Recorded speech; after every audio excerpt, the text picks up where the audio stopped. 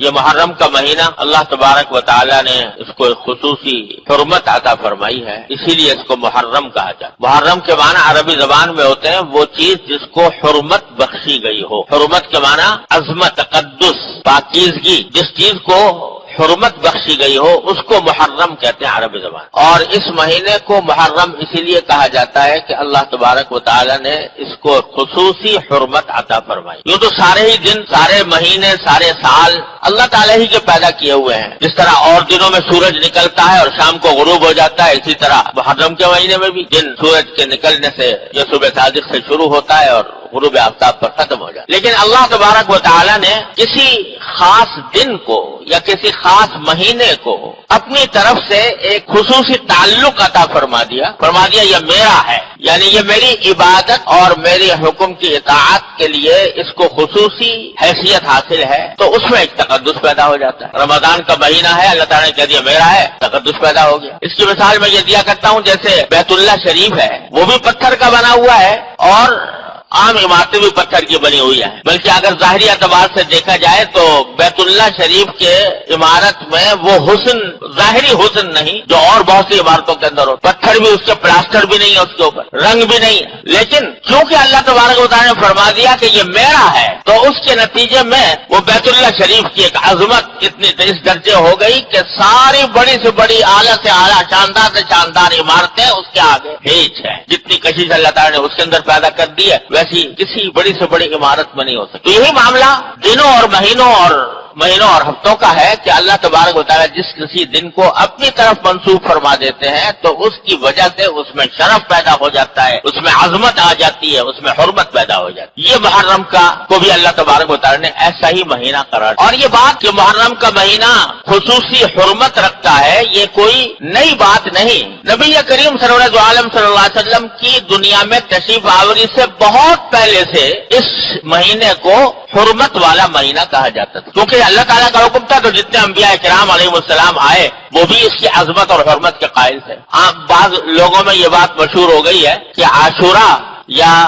10 محرم الحرام کے دن کو جو خصوصی تقدس حاصل ہے وہ حضرت حسین رضی اللہ تعالیٰ عنہ کی کربلا میں شہادت کی وجہ سے ہے۔ بعض لوگ یہ سمجھتے ہیں یعنی چونکہ حضرت حسین رضی اللہ تعالیٰ عنہ کی شہادت میدان کربلا میں 10 تاریخ کو ہوئی تھی، 10 محرم کو، اس واسطے وہ سمجھتے ہیں کہ عاشورہ کی یہ خصوصیت ہے اور عاشورہ کے اندر یہ تقدس ہے یا اس کی حرمت ہے جو وہ حضرت حسین کی شہادت کی وجہ سے وہ معزز اور مکرم ہو گیا۔ یہ بات درست نہیں ہے، اس لیے کہ محرم کی حرمت تو بہت پہلے سے چلی آتی ہے، انبیاء کرام کے زمانے سے چلی آتی ہے، اور حضرت نبی کریم صلی اللہ علیہ وسلم نے اس کی حرمت کا اعلان فرمایا، اپنی حیات طیبہ میں اعلان فرمایا جبکہ حضرت حسین رضی اللہ تعالیٰ عنہ چھوٹے سے بچے تھے۔ لہذا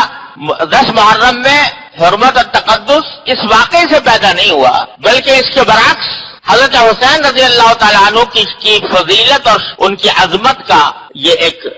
مظاہرہ تھا کہ اللہ تبارک و تعالیٰ نے ان کو شہادت کا مقام عطا فرمانے کے لیے اس دن کو منتخب فرمایا جو پہلے سے مقدس چلا تھا۔ یہ ان کی عظمت ہے، حضرت حسین رضی اللہ تعالیٰ عنہ کی عظمت ہے، حضرت حسین رضی اللہ تعالیٰ عنہ کی فضیلت ہے کہ ان کی شہادت اس دن میں واقع ہوئی۔ تو حقیقت میں یہ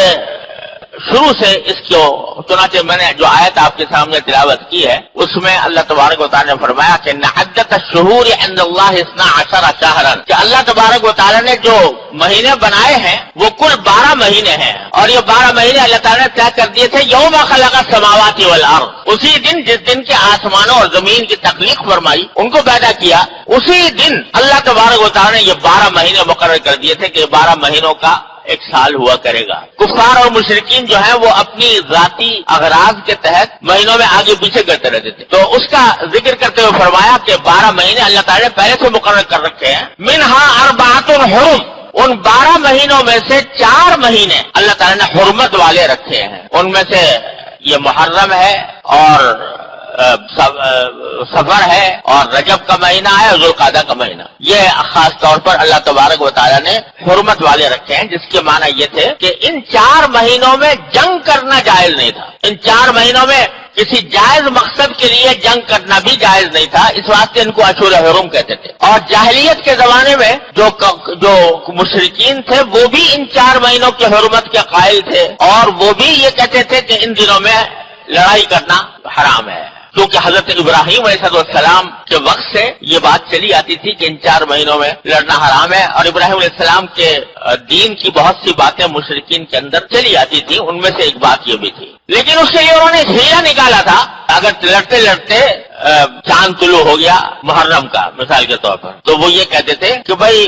अब लड़ना तो बड़ा जरूरी है और मुहर्रम का महीना आ गया जिसमें लड़ाई हो नहीं सकती, लिहाजा ऐसा करते हैं कि अब के ये आपस में तय कर लेते हैं कि अब के मुहर्रम का महीना जो है वो सफर के महीने के बाद आएगा। ये जो महीना अब शुरू हो रहा है चांद, ये मुहर्रम के बजाय हम इसको सफर का महीना करार दे देते हैं और पहले सफर आएगा और फिर मुहर्रम आएगा, ये आपस में तय कर लेते हैं। इसको कुरान करीम ने जिक्र किया, इन्नमन नसीउ ज़ियादतुन फिल कुफ्र, ये कुफ्र की बात है। अल्लाह ताला ने तो जो महीने मुकर्रर कर रखे हैं जिस तरतीब के साथ, उसी तरतीब के साथ आएंगे। तुम्हारे आगे पीछे करने से वो उसमें कोई फर्क नहीं पड़ता। लिहाजा ये 4 महीने जो हुर्मत वाले हैं उनको उनकी हुर्मत का लिहाज रखना बड़ा जरूरी। तो ये हुक्म दिया कुरान करीम ने, और उन्हीं में से मुहर्रम का महीना सबसे मुकद्दम महीना है।